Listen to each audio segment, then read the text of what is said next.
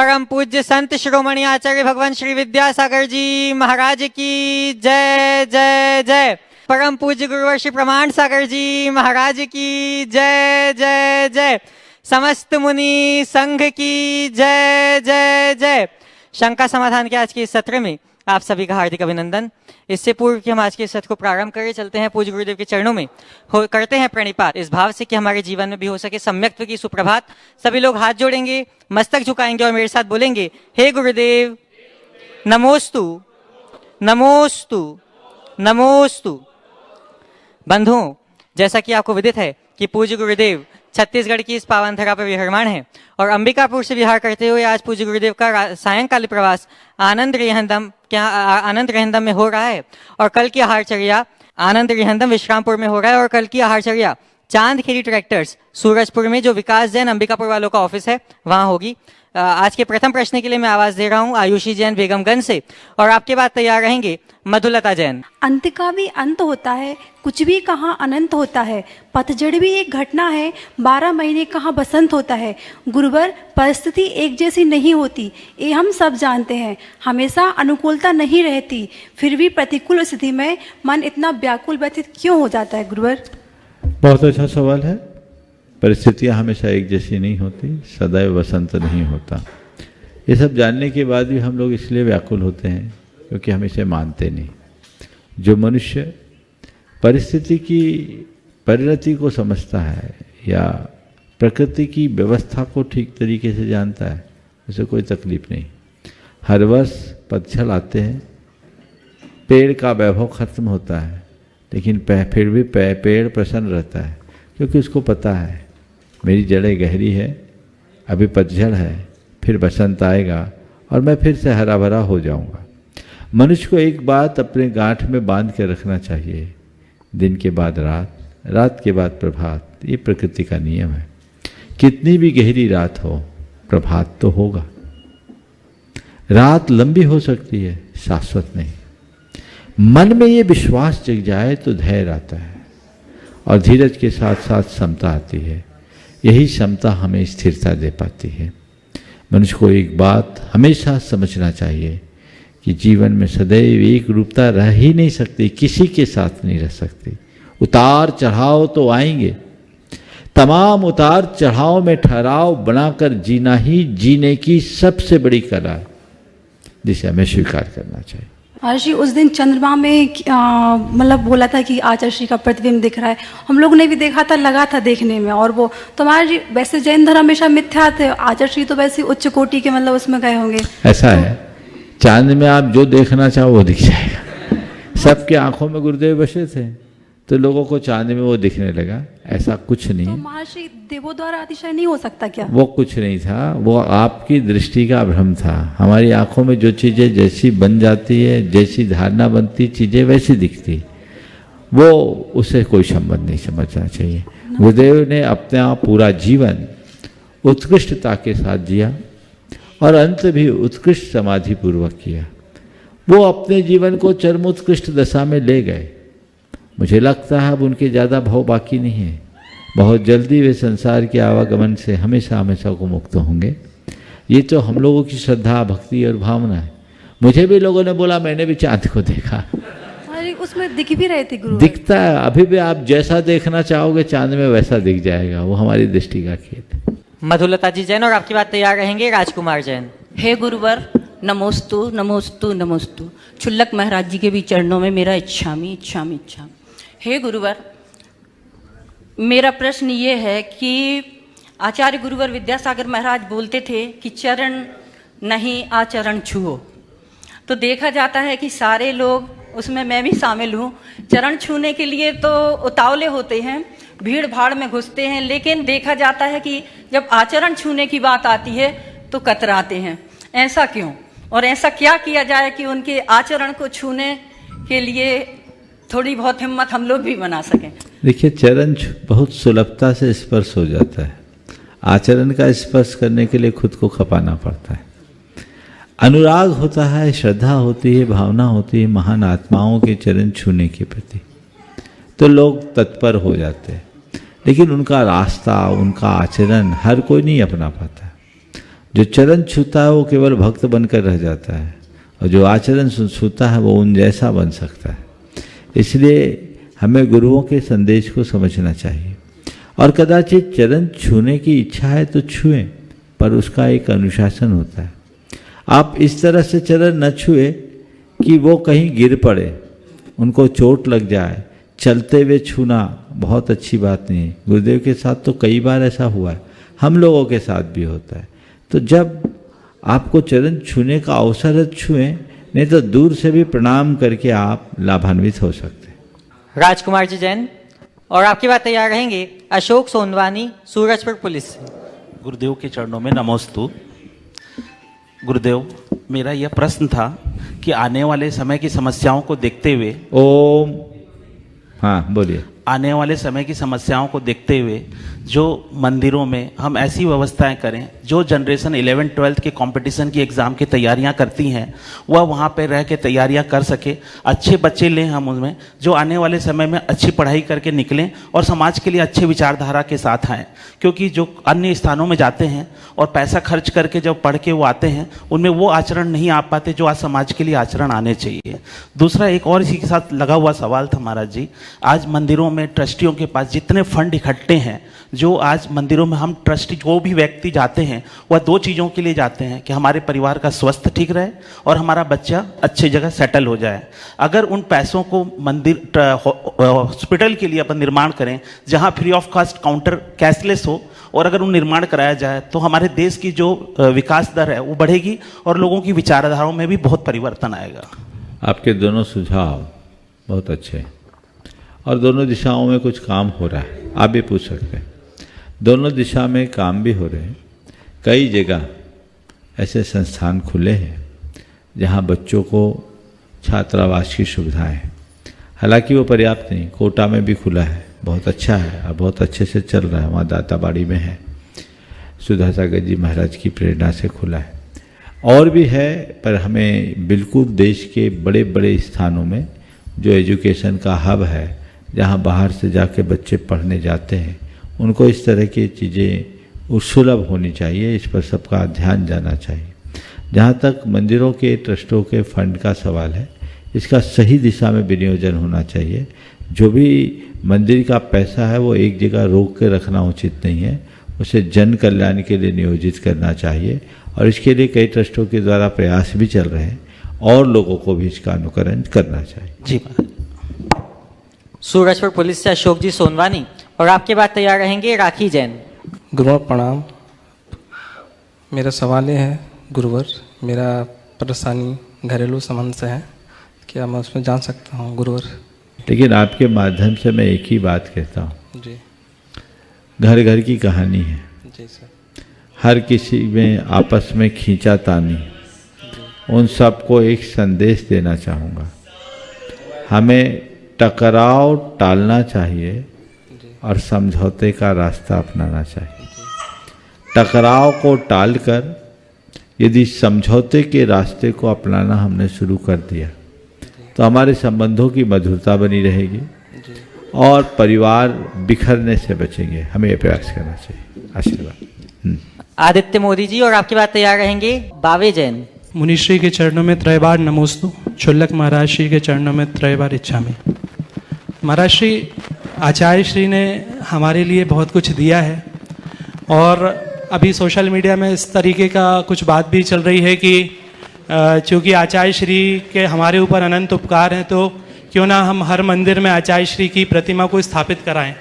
तो महाराज श्री, मंदिर में क्या आचार्य श्री की प्रतिमा स्थापित हो सकती है? क्या ये आगम सम्मत है? नमस्ते महाराज। देखिए, इस संदर्भ में आचार्य महाराज से जब हम लोग पहले चर्चा करते थे तो उनका कहना था आचार्यों की मूर्ति स्थापित की जा सकती पर हूबहू नहीं। समझ गए? प्रतीकात्मक।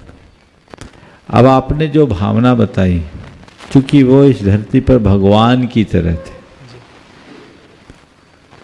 हम अभी थोड़ा सा भी संकेत देंगे तो मुझे लगता है सब लोग तत्परता से उनकी मूर्तियां स्थापित करने लगेंगे। बिल्कुल।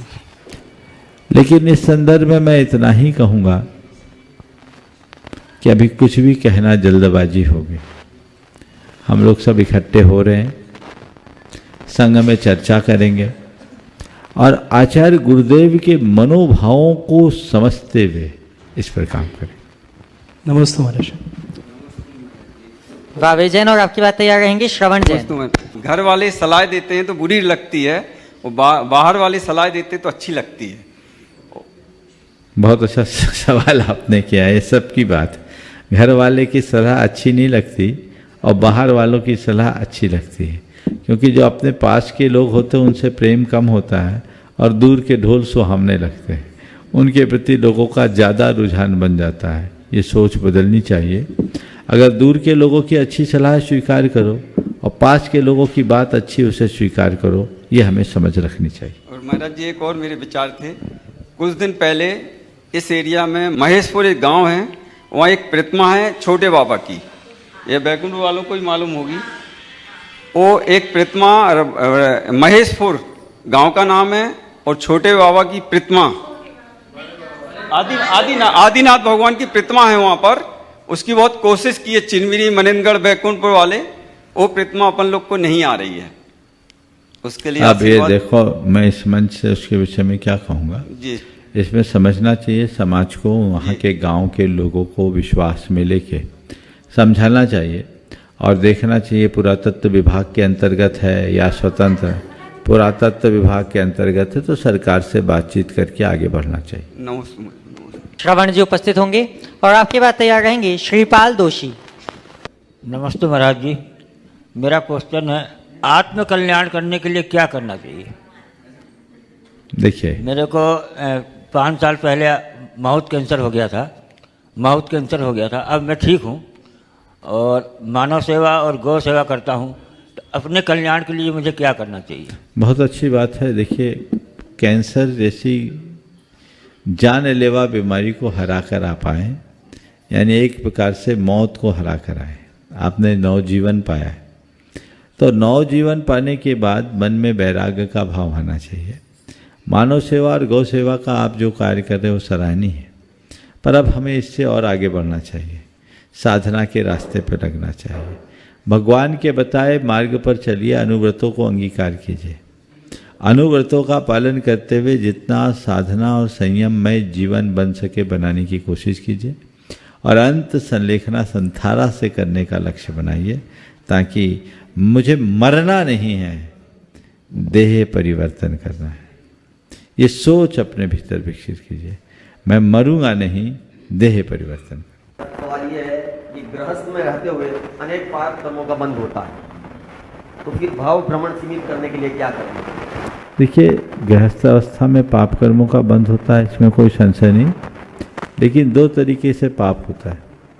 एक वो जो पाप को उपादेय मानकर करता है, और दूसरा वो जो पाप करते हुए भी पाप के प्रति ग्लानि का भाव रखता है। तो हमारे मन में पहली बात कि पाप के प्रति ग्लानि हो, पाप से लगाव न हो। समझ गए? देखिए, आप लोग दवाई भी खाते हैं और मिठाई भी खाते हैं। मिठाई कैसे खाते हैं? चाव से। जब मिठाई मिले तो चाव से खाते हैं, और दवाई बचाव के लिए। मिठाई आप खाते हो, दवाई आपको खानी पड़ती है। एक ज्ञानी और अज्ञानी के भीतर यही अंतर है। अज्ञानी पाप को मिठाई मानकर सेवन करता है। ज्ञानी पाप करना नहीं चाहता, फिर भी अगर पाप होता है तो उसके मन में उसके प्रति ग्लानि होती।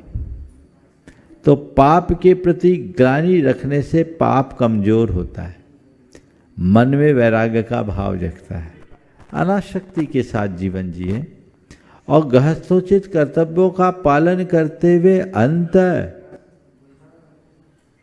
उत्कृष्टता के साथ, संलेखना संथारा के साथ करें, निश्चित उद्धार होगा। ऐसा मत सोचिए कि मैं गृहस्थ हूं तो मेरा कल्याण हो ही नहीं सकता। सुनो तो बोल रहा हूं, मैं गृहस्थ हूं तो मेरा कल्याण हो ही नहीं सकता, ऐसा कथन उचित नहीं है। ऐसी धारणा भी ठीक नहीं है। गृहस्थ का भी कल्याण परंपरा से हो सकता है। गृहस्थोचित कर्तव्यों का पालन करो, गृहस्थ धर्म को अपनाओ, और पाप जितना बने कम से कम करो। अनावश्यक पाप से प्रतिज्ञा पूर्वक बचे, और जो पाप हो रहा है उसके प्रति भी ग्लानि का भाव रखें, तो बंधने वाला कर्म शिथिल होगा और पुरातन कर्म भी नष्ट होंगे। किए हुए निकृष्ट कर्मों के लिए जो है क्या प्रायश्चित हो सकता है महाराज? देखिए, दान, पूजा, शील और उपवास, ये गृहस्थों के 4 धर्म हैं। इनका आप श्रद्धा से अनुपालन कीजिए, आपके कर्म नष्ट होंगे। बैकुंठपुर से राजकुमार जी जैन, और आपकी बात तैयार रहेंगी मेधा जैन। ज्ञान तिमिरांधानाम ज्ञानांजन शलाकया चक्षुरुन्मीलितं तस्मै श्री गुरुवे नमः। गुरुवर के चरणों में नमोस्तु नमोस्तु। शुल्लक जी के चरणों में इच्छामि इच्छामि महाराज जी। हे भगवान, श्रावक का अपना धर्म निभाने के लिए पहली प्रतिमा धारण करने का बताया गया है। दर्शन प्रतिमा के स्वरूप को समझाने की कृपा करें। नमोस्तु। देखिए, 3 प्रकार के श्रावक हमारे शास्त्रों में है। एक पाक्षिक, दूसरा नैष्ठिक, तीसरा साधक। पाक्षिक श्रावक सबसे निचले स्तर का श्रावक, जो जिनेंद्र भगवान के पक्ष को धारण करके जैन कुलाचार का दृढ़ता से पालन करता है, वो पाक्षिक श्रावक कहलाता है। इससे ऊपर होता है नैष्ठिक, जो निष्ठापूर्वक व्रतों का पालन करता है, वो नैष्ठिक कहलाता है। 1 प्रतिमा से लेकर 11 प्रतिमा तक पालन करने वाले श्रावक नैष्ठिक श्रावक कहलाते हैं। तीसरे श्रेणी के जो श्रावक है वो साधक श्रावक कहलाते हैं। जो संलेखना संथारा की साधना में निरत होते हैं वो साधक श्रावक कहलाते हैं। नैष्ठिक श्रावक की पहली श्रेणी है पहली प्रतिमा। उस प्रतिमा में उसे पंच परमेष्टि की आराधना पूर्वक संसार शरीर भोगों से विरक्त चित्त होकर जीना चाहिए, और जैन कुलाचार का दृढ़ता से पालन करके रात्रि में 4 प्रकार के आहार का परित्याग करना चाहिए। वो रात्रि में जल भी नहीं लेगा, और शुद्धता और सात्विकता के साथ अपना जीवन जिएगा। पहली प्रतिमा की सबसे पहली भूमिका इसमें है, और एकदम अभक्ष पदार्थों से, अशुद्ध पदार्थों के सेवन से बचे। मेधा जी उपस्थित होंगी और आपके पास तैयार रहेंगे नीतू पंकज जी पाटौदी साड़म से। गुरु जी के चरणों में त्रिबार नमोस्तु। चुल्लक जी के चरणों में त्रिबार इच्छामि। गुरु जी, मेरा प्रश्न यह है कि जाप देने का महत्व स्थान पर निर्भर करता है क्या? देखिए, स्थान से ज़्यादा स्थिति पर है। आप जाप कर रहे हैं तो आपकी स्थिति क्या है? अगर जाप में एकाग्रता है तो जाप का प्रभाव ज़्यादा है। स्थान का भी प्रभाव पड़ता है। शांत, नीरव, प्रशस्त जगह में बैठने से मन लगता है। और आप जाप दे रहे हैं, बाजू में टीवी की स्वर लहरियाँ चल रही है, किचन से सब्जियों की छौंक आ रही है, बच्चों के रोने की आवाज़ आ रही है, तो जाप देने में कहाँ मन लगेगा? तो निरुपद्रव स्थान में कोई भी धार्मिक कार्य करने में अच्छा मन लगता है, और जहाँ बहुत शोर शराबा हो वहाँ मन नहीं लगता। इसलिए उपद्रव रहित स्थान में जाप करना चाहिए। नीतू पंकज जी पाटौदी, और आपके बाद तैयार रहेंगे शांता दोषी सूरजपुर से। नमोस्तु गुरुदेव। चश्मे की लेंस की सुरक्षा के लिए फ्रेम होता है गुरुदेव, उसी प्रकार श्रद्धा के सुरक्षा के लिए हमें कौन सी फ्रेमिंग करनी चाहिए? चश्मे की लेंस की सुरक्षा के लिए फ्रेम, और श्रद्धा की सुरक्षा के लिए आपने कहा फ्रेम। फ्रेमिंग कौन सी करनी चाहिए? फ्रेमिंग कौन सी करनी चाहिए? मैं तो कहता हूँ, अगर अपनी श्रद्धा की सुरक्षा करना चाहते हो तो बस अपने आराध्य के फ्रेम के भीतर आ जाओ। चारों तरफ अपने आराध्य को रखो, श्रद्धा कहीं बाहर जाएगी नहीं। उनकी सीमा में रहो, जीवन आगे बढ़ेगा। नमस्ते। शांता दोषी जी, और आपके बाद तैयार रहेंगे नमोस्तु महाराज जी, इच्छामि चुल्लक जी, वंदना भैया जी। महाराज जी, मेरा ये प्रश्न मेरी भाभी जी का है कि पंचकल्याणक के समय जो मूर्ति में अंक लिखा जाता है, उसका क्या महत्व? ये एक विशेष अनुष्ठान होता है, उसमें सारे मंत्रों की शक्तियाँ आरोपित की जाती, सारे अक्षरों का न्यास किया जाता, अंकों का न्यास किया जाता है, बीजाक्षरों का अंकन किया जाता है। उनके माध्यम से उस साधारण पाषाण की प्रतिमा में वो सारी शक्तियों को समाहित किया जाता है जो आत्मा को परमात्मा बनाते हैं। और आपकी बात तैयार रहेंगे विक्रम जैन। नमोस्तु महाराज जी, नमोस्तु मिच्छामि दुक्कडम। महाराज जी, मेरा सवाल है कि जैसे हम माला फेरते हैं, सामायिक करते हैं, और इस बीच में हमको उठना पड़ जाए या कुछ काम और दूसरा करना पड़ जाए इमरजेंसी में, तो दोष कितना लगता है फिर? देखिए, पहला काम तो ये होना चाहिए, माला सामायिक आदि इस तरीके से करिए कि कोई डिस्टरबेंस हो ही नहीं।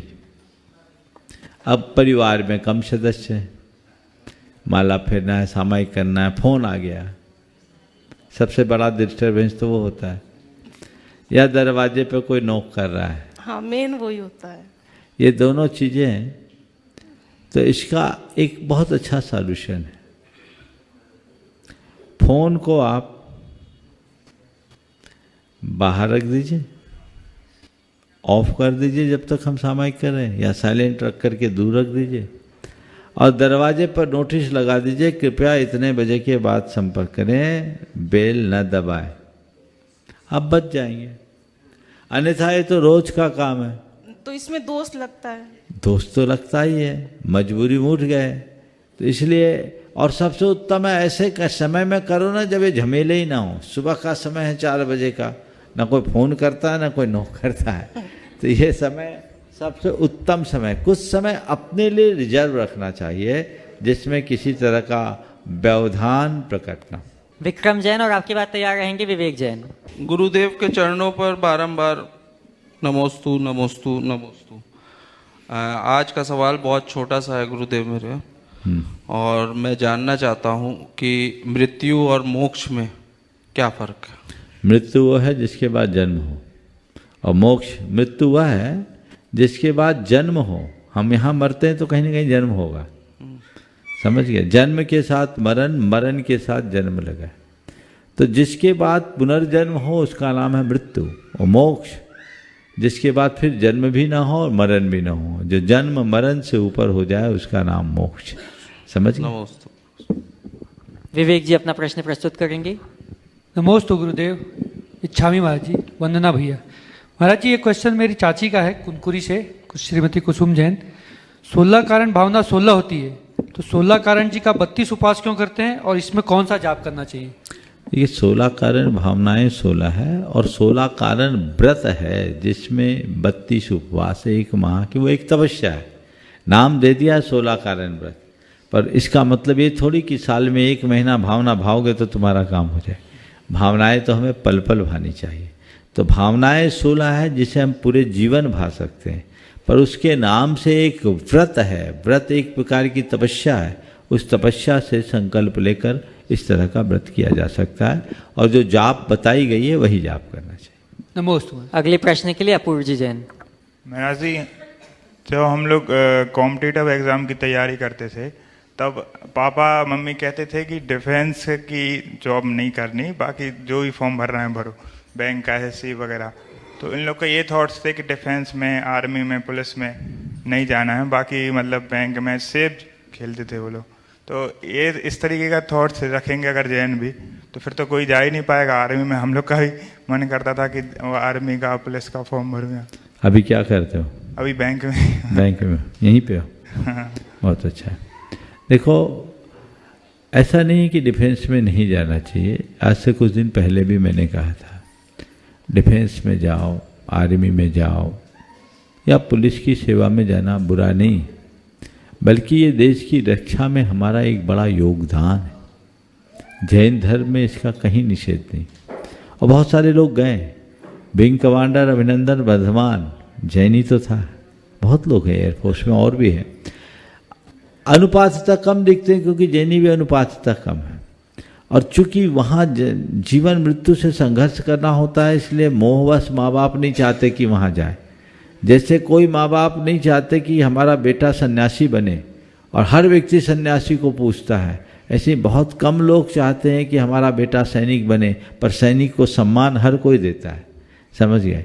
लेकिन मैं कहना चाहूँगा, अगर बेटा सेना में जाना चाहे तो इसे अपना सौभाग्य मानना चाहिए, क्योंकि वो देश की सीमा को सुरक्षित रखेगा, तब तो हम आप धर्म चर्चा कर पाएंगे।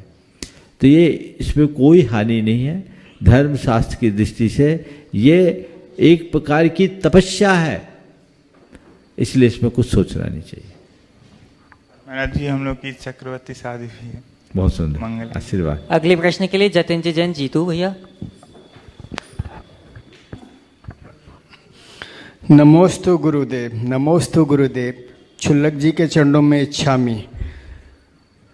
जैसे चश्मे का फ्रेम पहनने वाले को नहीं दिखता, उसी तरह प्राय अपने लोगों को अपना दोष नहीं दिखाई देता, और फ्रेम के विषय में कोई भी अच्छा या बुरा बताता है तो हम उसे स्वीकार कर लेते हैं, लेकिन अपने दोस्त को कोई बताता है तो स्वीकारित नहीं होता।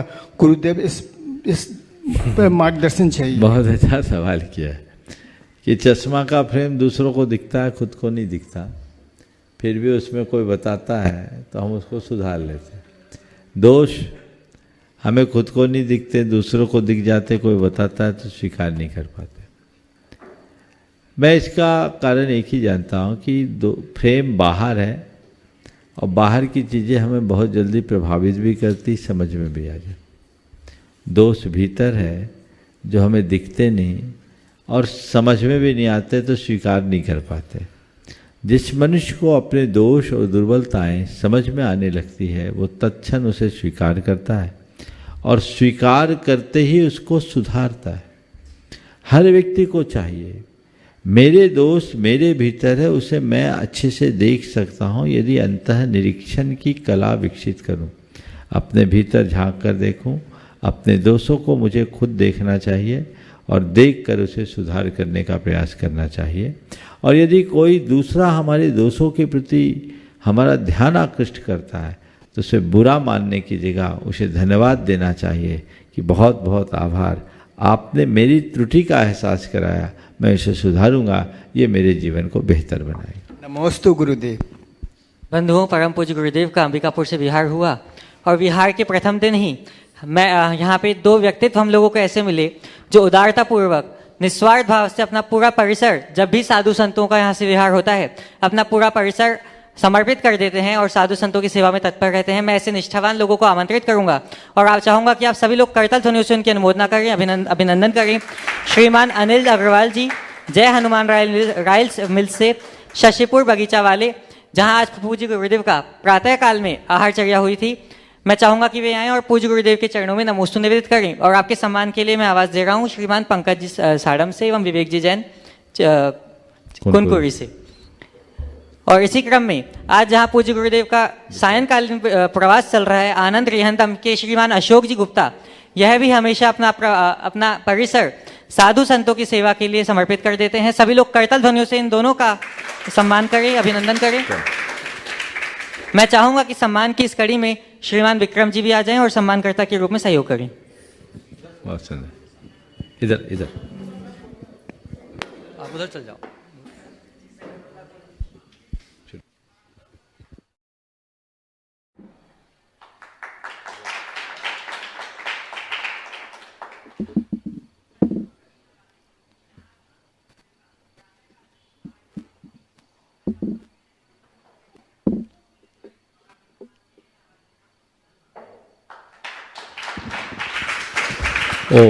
एक बार जोरदार करतल ध्वनि से इन दोनों भाइयों का, अनिल जी और अशोक जी का। ये जन्मना जैन नहीं है, लेकिन इनकी भावनाएं बहुत उत्कृष्ट है। आज प्रातःकाल जब मैं उनके राइस मिल में रुका तो उनने एक निवेदन मुझसे किया, अनिल इधर आओ, अनिल भाई ऊपर आओ, आ जाओ एक बार, आप भी यहीं रहिए। इन्होंने मुझसे एक निवेदन किया, आ जाओ एक बार जोरदार में, जितने सामने आओ, जितने लोग सामने देखो, जितने लोग ऑनलाइन देख रहे हैं वो भी।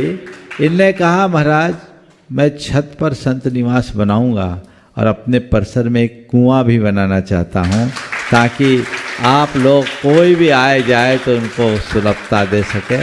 ऐसी अनुकरणीय भावना बहुत कम लोगों को होती है और ये साधुओं की सेवा में अपना जीवन समर्पित करते हैं। निश्चित इनके जीवन में वो फलदायी होगा। बहुत बहुत आशीर्वाद। और अशोक जी गुप्ता साहब, आज इनके आनंद रिहंदम, जहाँ घुसते ही लोगों को आनंद लगता है, बहुत अच्छा। और ये पूरा परिसर इतना बड़ा रिसोर्ट है और निस्वार्थ भाव से केवल हमारे लिए नहीं, जैसा मुझे जानकारी में आया कि जो भी साधु संत इधर से गुजरते हैं ये पूरे ही उनकी सेवा में समर्पित रहते हैं। ऐसे लोगों का हमें मनोबल बढ़ाना चाहिए और जोरदार अभिनंदन करना चाहिए। बहुत बहुत आशीर्वाद। अब हम सभी चलते हैं। आप लोग सवाल करेंगे? सवाल करना पूछ लो। अनिल, दोनों को एक एक माइक। कुछ भी बोलना है बोल दो। अब हम सभी चलते हैं पूज्य शुल्लक श्री आदर्श सागर जी महाराज के चरणों में और निवेदन करते हैं कि हे महाराज श्री, ऑनलाइन प्रश्नों के माध्यम से हम सब दिशा निर्देश प्राप्त करें। इच्छामी महाराज जी। महाराज श्री के चरणों में कोटि नमन। आज का प्रथम ऑनलाइन प्रश्न सपना जी कुनकुरी का था, जिसे प्रत्यक्ष रूप से आयुषी जी ने उनके बिहाफ में पूछ लिया है। अब दूसरा प्रश्न है महेंद्र जैन इंदौर से। महाराज श्री, एक तितली के समान है जिसे महाराज श्री, दौलत एक तितली के समान है जिसे पकड़ते पकड़ते हमारे अपने कई पीछे छूट गए। महाराज श्री, दौलत की लत जरूरत पूरी करते करते कब लग जाती है समझना मुश्किल है। दौलत की लत जरूरत पूरी करते करते कब लग जाती है इसे समझना मुश्किल है। इसे सीमित कैसे करें? देखिए, दौलत का जीवन में कोई स्थान नहीं है कहना ठीक नहीं। आप सबका जीवन बिना पैसों के नहीं चल सकता, लेकिन मनुष्य के मन में एक भाव बोध होना चाहिए और ये बात हृदय में बैठनी चाहिए कि पैसा जीवन निर्वाह का साधन है, साध्य नहीं। हम जीवन के लिए पैसा कमाते हैं, पैसा कमाने के लिए जीवन नहीं है। ये बात गांठ में होनी चाहिए। पैसा कमाने के लिए जीना और जीने के लिए कमाना, इसमें बड़ा अंतर है। जीवन में पैसे का वही स्थान होना चाहिए जो नाव के संचालन के लिए नदी के प्रवाह का। अगर नदी का जल प्रवाह ना हो तो नाव नहीं चलेगी। लेकिन सदैव एक बात ध्यान में रखना चाहिए कि पानी नाव के नीचे हो, नाव के ऊपर नहीं। अगर पैसा आप पर हावी हो गया तो आपका जीवन बर्बाद, और आप पैसे पर हावी हो तो आपका जीवन आबाद। हमेशा आप दौलत को या पैसे को अपने से नीचे, जीवन से नीचे रखना। धन को जीवन धन से बड़ा मत समझना। जो व्यक्ति जीवन धन को महत्व देते हैं वो कदाचित धन जोड़ते भी हैं तो उनके पास उनका संग्रह लोगों के अनुग्रह का कारण बनता है। वो पैसा जोड़कर कईयों का कल्याण करते हैं। उनका पैसा कमाना व्यर्थ नहीं होता, वो पैसा कमाना भी सार्थक होता है। आज आप पैसा कमाते हैं, दो उद्देश्यों से पैसा कमाना चाहिए। पहला जरूरत के लिए और दूसरा जरूरतमंदों के लिए। या तो जरूरत के लिए कमाओ या जरूरतमंदों के लिए कमाओ, कमाने के लिए मत कमाओ। अब आपको देखना आप किसके लिए कमा रहे हैं। जरूरत है, जी भर कमाइए। उसके बाद और आपके पास कमाने की इच्छा और सामर्थ्य है तो जरूरतमंदों के लिए कमाइए। कमाइए और उसे अच्छे काम में लगाइए। जरूरतमंदों की पूर्ति कीजिए, जनता के कल्याण और उत्थान के लिए लगाइए, संस्कृति की रक्षा के लिए लगाइए, देश के विकास के लिए लगाइए। और ऐसा अतीत में बहुतों ने किया है। भामाशाह लोग जैसे लोग जैन समाज में हुए जिनने पैसा जीवन में बहुत जोड़ा, लेकिन जिस दिन देश पर संकट आया पूरा खजाना राणा प्रताप के सामने खोल दिया। ये कब हुआ? जब उनने पैसा जोड़ा तब ना। पर ये कौन कर सकता है? जिनके लिए पैसा सब कुछ नहीं हो। पर जिनके लिए पैसा ही सब कुछ है वो तो कहेगा चमड़ी जाए पर दमड़ी ना जाए। वो सोच अच्छी नहीं है। इसलिए पैसे को जीवन में सर्वोच्च महत्व नहीं देना चाहिए। पैसे से ज़्यादा महत्व जीवन को देना चाहिए। नवीन जैन सिलचर से प्रश्न कर रहे हैं, गुरुदेव कुछ लोग शब्दों के भार में दबे हुए हैं। शब्द वो शक्तिशाली तीर है, कहीं लग जाए तो जिंदगी की रूपरेखा बदलने की ताकत रखती है। कहते हैं शब्द जीवन का वो आधार है जो अच्छे बुरे दिन भी दिखा सकता है। गुरुदेव, शब्द का असली स्वरूप क्या है और उसे हम अपने मन मुताबिक कैसे कंट्रोल करें जो हमें हर पल यह एहसास दिलाए कि हमें संभल कर बोलना चाहिए। देखिए, आपने पूछा शब्द का असली स्वरूप क्या है। हमारे मुख से उच्चारित जो ध्वनि है वही शब्द है, जो बोल है वो शब्द है, हम जो बोलते हैं वो शब्द है। और शब्दों के पीछे हमारी भावनाएं जुड़ी होती है। हमारे मुख से निकले हुआ कोई शब्द सहज नहीं निकलता, उसके पीछे एक भावधारा होती है, एक विचारधारा होती है।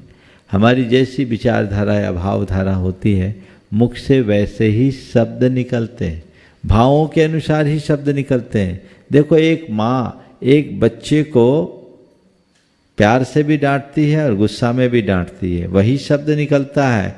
शब्द दोनों में एक है, लेकिन भावधारा के कारण अभिव्यक्ति बदल जाती है। प्यार से आँख दिखाते हैं तो कुछ और दिखता है, और गुस्से में आँख दिखाते हैं तो कुछ और दिखता है। ये क्या है? हमारी भावधारा है। तो शब्द के पीछे भाव बहुत महत्व रखता है। इसलिए यदि मनुष्य को अपनी बोली सुधारना है तो भावों को सुधारना चाहिए। यदि भाव सुधर जाए, विचारधारा सुधर जाए, सोच उत्तम हो जाए तो बोली अपने आप उत्तम होगी। कहा जाता है कि मनुष्य की बोली से उसके विचारों का अनुमान लगाया जाता है। किस व्यक्ति की विचारधारा कैसी है वह उसकी बोली से समझ में आती है। जैसी विचारधारा होगी व्यक्ति वैसे ही बोलेगा।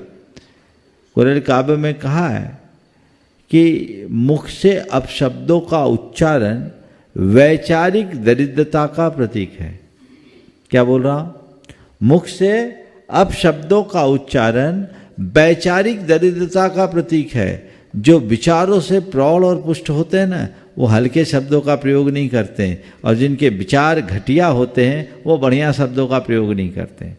तो अपशब्द बोलना है या अनर्गल बातें करने वाले लोग हैं, इसका मतलब वो भाव और विचार की स्थिति में अभी बहुत नीचे हैं। उन्हें अपना चेतन स्तर ऊंचा उठाना होगा, और उस चेतन स्तर को ऊंचा उठाने के लिए उन्हें कुछ अभ्यास करने की जरूरत है।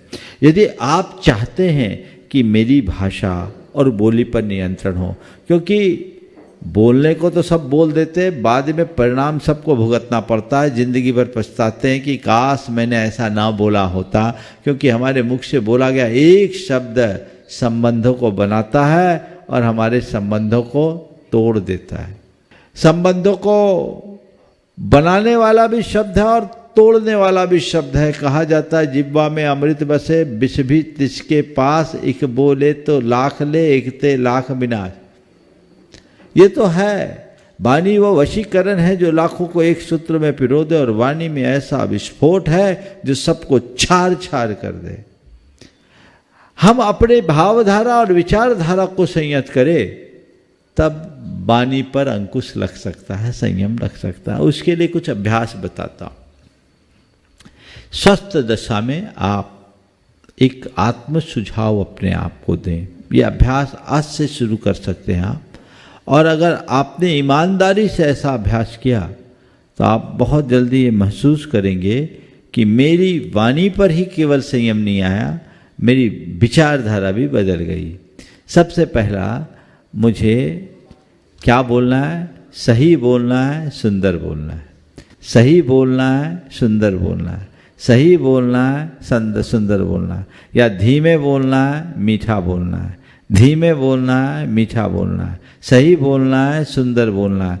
ये बात आप बार बार दोहराइए, 108 बार कम से कम। इससे क्या होगा? आपके सबकॉन्शियस में ये बात जाएगी, और जब बोलना शुरू करेंगे तो अंदर आवाज आएगी, सही बोलना है, सुंदर बोलना है, या संभल कर बोलना है, मीठा बोलना है, धीमे बोलना है। ये जो बात अंदर स्ट्राइक होगी वो आपके लिए लगाम लगाएगी। अंकुश लगेगा। समझ गए? तो पहला अभ्यास ऐसा आत्म सुझाव देने का। दूसरी बात, आप एक संकल्प ले कि आज मुख से अनर्गल नहीं बोलेंगे, और संकल्प की पूर्ति के लिए एक और बात जोड़े कि जब भी आपको लगे कि मैंने गलत बोल दिया, आप अपने ऊपर पेनाल्टी लगाइए। मान लीजिए कोई अपशब्द बोलता है ना, जितनी बार अपशब्द बोलूंगा उतनी बार 10 रुपए की पेनाल्टी, 100 रुपए की पेनाल्टी लगा लो, उतनी रुपए दान करूंगा। ईमानदारी से लगा के देखो, वो पेनाल्टी लगने लगेगी ना तो अंदर से कंट्रोल शुरू हो जाएगा। तीसरी बात, जैसे आपको एहसास हो कि मैंने, आप अपने आप को दंडित कीजिए, 9 बार भगवान का नाम स्मरण कीजिए, अपनी निंदा गढ़ा कीजिए कि ये मैंने गलत बोला, ये मेरा पाप मिथ्या हो, अब मैं इसकी पुनरावृत्ति से बचूंगा। और चौथी बात, अगर किसी को गलत बोला और वो हमारे लिए समझ में आ गया, उसका एहसास हो गया, तो जैसे उसका एहसास हो तत्क्षण आप सामने वाले से क्षमा मांगना शुरू कर दीजिए। मैं आवेग में बोल गया, मुझे ध्यान नहीं था, मैंने अनर्गल बोला, मुझे क्षमा करें, आगे ध्यान रखूंगा। ये बात आप अपने प्रैक्टिस में लीजिए, देखिए कितना बड़ा चमत्कार घटित होता है, ये आपके जीवन में व्यापक बदलाव करेगा। प्रिंस जैन करेली से प्रश्न कर रहे हैं, नमोकार मंत्र का जाप कैसे करें? धीरे धीरे जाप करने पर भूल भी जाते हैं और जल्दी जल्दी करने पर भावहीन हो जाते हैं, तो कैसे जाप किया जाए? न धीरे करिए, न जल्दी कीजिए, मध्यम कीजिए, होश में कीजिए, जागरूकता के साथ कीजिए। हड़बड़ में गड़बड़ होता है और धीरे में नींद आती है, तो बिल्कुल बीच का रास्ता अपनाइए और अभ्यास बना लीजिए श्वास के साथ नमोकार जपने की। नमो अरिहंतानम, श्वास लेते समय, फिर छोड़ते समय नमो सिद्धानम, पुनः श्वास लेते समय नमो आर्यानम, फिर छोड़ते समय नमो वज्रायनम, फिर लेते समय नमो लोए और छोड़ते समय सब साहुनम। 3 बार श्वास लेने और छोड़ने में 1 बार नमोकार होता है। यदि आप इसको करते हैं तो आपकी एकाग्रता भी बनेगी और आनंद भी आएगा। हो सकता है शुरुआत में जब अभ्यास न हो तो आपके सिर में थोड़ा सा भारीपन लगने लगे। आप 27 बार से शुरू कीजिए, इसको 36 बार कीजिए, बढ़ाते बढ़ाते 108 और फिर अभ्यास बन जाए तो हर सांस में चलने लगेगा। प्रमोद पापड़ीवाल जी महावीर नगर से प्रश्न कर रहे हैं। महावीर नगर जयपुर, महावीर नगर जयपुर से प्रश्न कर रहे हैं, बुरी संगत उस कोयले के समान है जो गर्म हो तो हाथ जला देता है, वह ठंडा होने पर हाथ काला कर देता है। लेकिन अक्सर बुरी संगत वालों के पास हमेशा भीड़ रहती है और सही संगत वाला अकेला पड़ जाता है, जिसके कारण कई बार उनका साथ स्वीकार कर लेता है। प्रश्न यह है कि हम बुरी संगत से दूर रहने के लिए अपने आप को मजबूत कैसे बनाएं? थोड़ा चंदन जैसे लोगों की संगति करने का अभ्यास करें। कोयला गर्म होता जलाता है, ठंडा होने पर हाथ काला करता है, ये तो बुरी संगत का प्रभाव है। लेकिन अच्छी संगत के लिए एक दूसरा उदाहरण है। चंदन जब हाथ में रहता है तो सुगंध देता है और हाथ से अलग होने के बाद भी उसकी सुगंधी बनी रहती है। दुनिया में अच्छे और बुरे दोनों प्रकार के लोग होते हैं। ये हम पर है कि हम कैसे लोगों का चुनाव करते हैं। हम जैसे लोगों के मध्य रहते हैं हमारी मनोवृत्ति वैसी होती है। कुरान काबे में बहुत सार्थक बात लिखी है कि लोगों का यह भ्रमपूर्ण विश्वास है कि मनुष्य का स्वभाव उसके मन में होता है, उसका वास्तविक निवास तो उस गोष्ठी में है जिनके बीच वो रहता है। यानी हम जैसी संगत वैसी रंगत, जैसे लोगों के मध्य हम रहेंगे वैसा हमारा जीवन बनता है। इसलिए अपने जीवन को अच्छा बनाना है तो हमें अच्छे लोगों के मध्य रहने का अभ्यास करना चाहिए, संगति से बचना चाहिए, जिनकी बातें हमें प्रभावित करें उससे बचना चाहिए।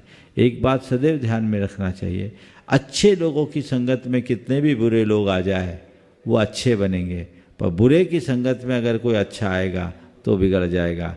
कौन किसके पास जा रहा है महत्वपूर्ण ये है। अगर गंदे नाले का पानी गंगा में जाता है, गंगा जल बन जाता है, और गंगा के पानी को कोई नाली में ढोल दे तो गंदा जल बन जाता है। तो गंगा का जल भी नाली में पड़ेगा तो गंदा हो जाएगा, और न जाने कितने गंदे नाले गंगा में जाके गंगा जल में परिवर्तित हो गए। इसलिए अच्छों को बुरों के पास नहीं, बुरों को अच्छे के पास जाना चाहिए, जिससे उनका जीवन बेहतर बन सके। सुभाष चौधरी जी जोधपुर से प्रश्न कर रहे हैं, महाराज श्री मेरी जिज्ञासा यह है कि हमें हमेशा किसको ग्रहण करने के भाव होने चाहिए, समाधान करें। क्या?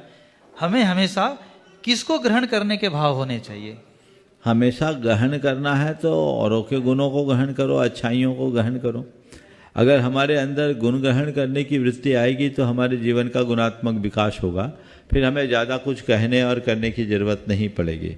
तो लोगों के हृदय में हो गुणात्मक दृष्टि होनी चाहिए, जो जीवन का गुणात्मक विकास कर सके और अपने जीवन को बेहतर बना सके।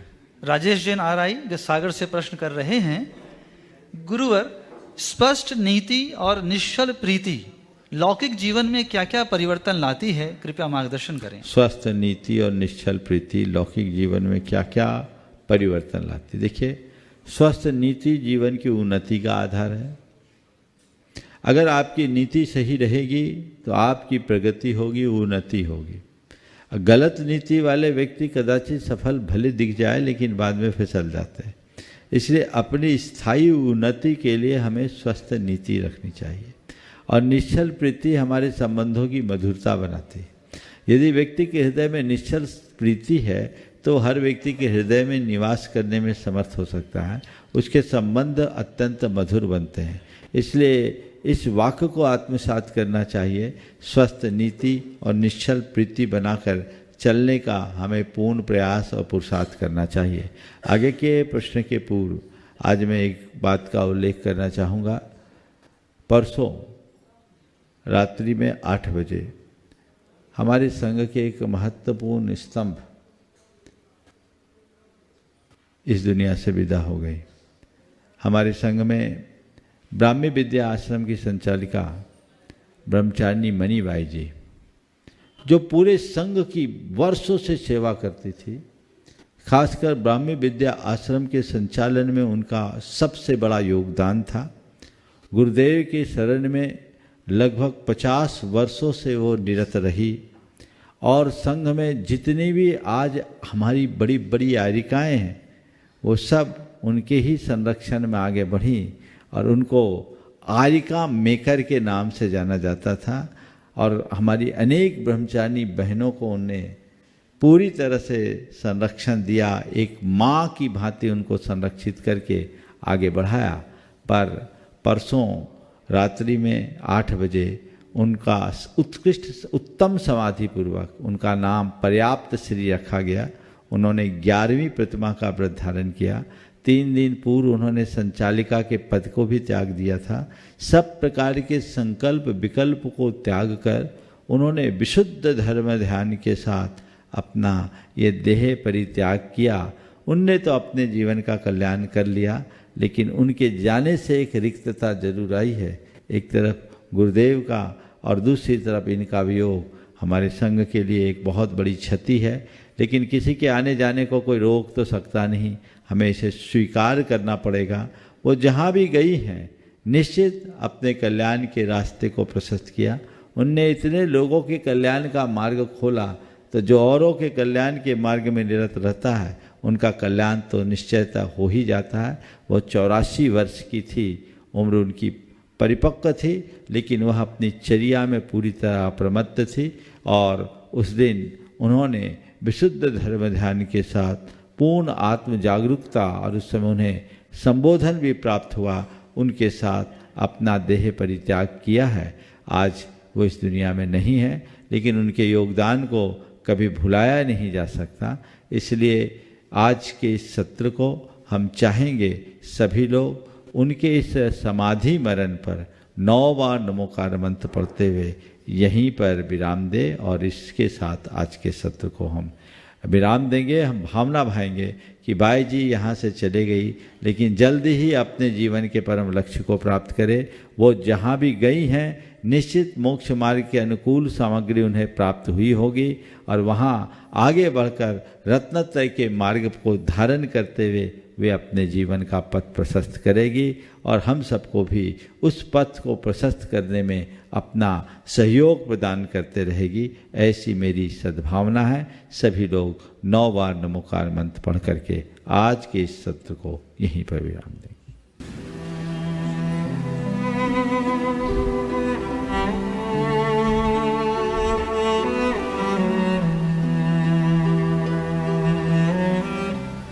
जय बोलो परम पूज्य आचार्य गुरुवर श्री विद्यासागर जी महाराज की। परम पूज्य मुनि श्री प्रमाण सागर जी